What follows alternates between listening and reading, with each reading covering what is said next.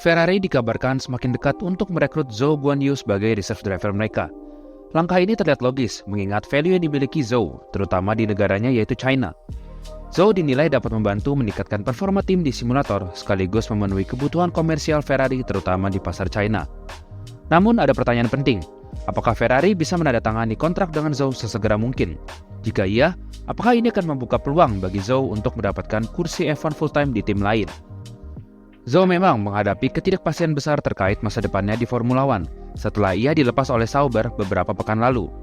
Namun meski saat ini Zhou tidak memiliki tim di musim depan, Zhou membawa satu keunggulan besar yang tidak dimiliki sebagian besar pembalap di grid, yaitu dukungan finansial dari sponsor.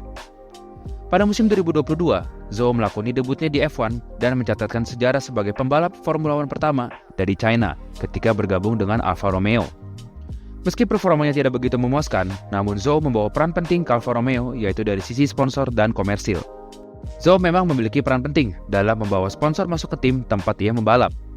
Pada pertengahan musim 2024, di saat kontrak Zhou belum memiliki kepastian untuk membalap di 2025, sponsor Zhou rela mengeluarkan dana sebesar 30-40 juta dolar agar pembalap lokal mereka dapat tetap berada di grid pada musim 2025.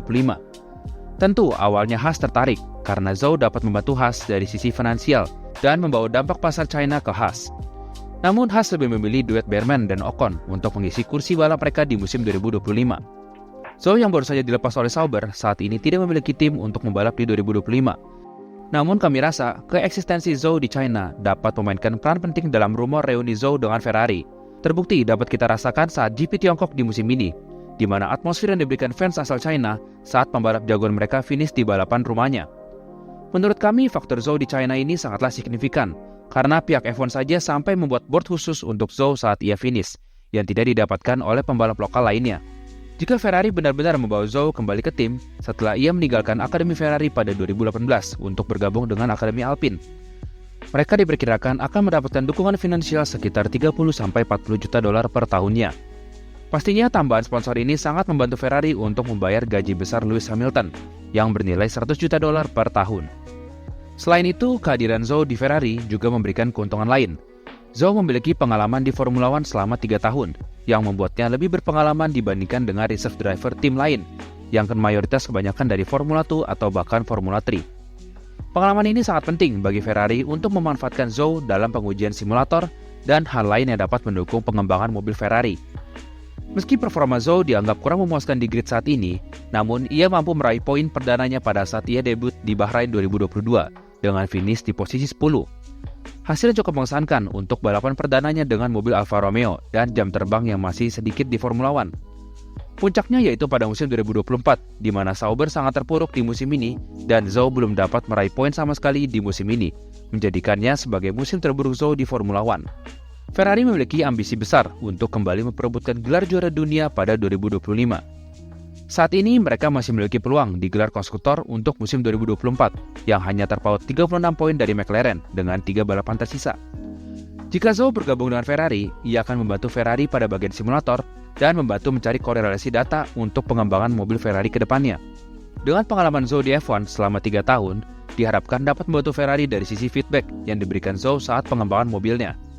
Dengan masuknya Lewis Hamilton, target Ferrari sudah jelas, yaitu meraih gelar juara dunia pembalap dan gelar juara dunia konstruktor di musim 2025.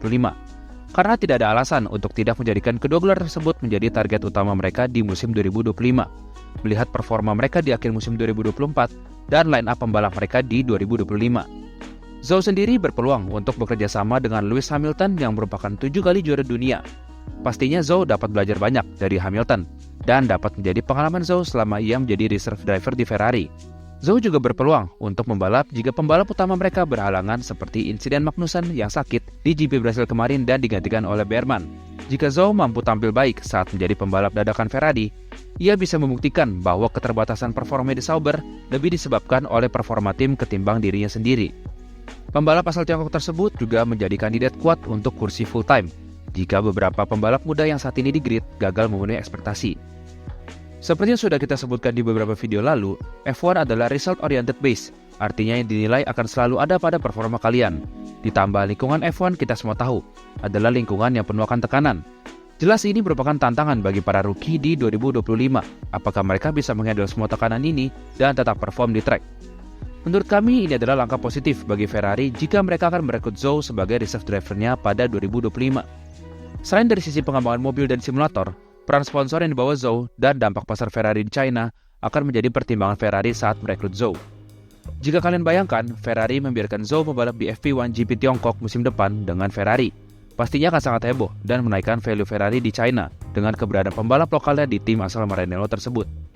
Ini adalah win-win solution, di mana Zhou dapat tetap berada di lingkungan Formula One dan kembali menjaga asahnya untuk kembali full-time di F1, dan Ferrari dapat keuntungan dari sisi branding, sponsor, dan reserve driver yang berpengalaman. Jadi, apakah langkah ini dapat menjaga asa Zhou kembali menjadi full-time driver di F1? Tulis pendapat kalian di kolom komentar ya, dan jangan lupa beri like, komen, dan subscribe untuk konten F1 lainnya.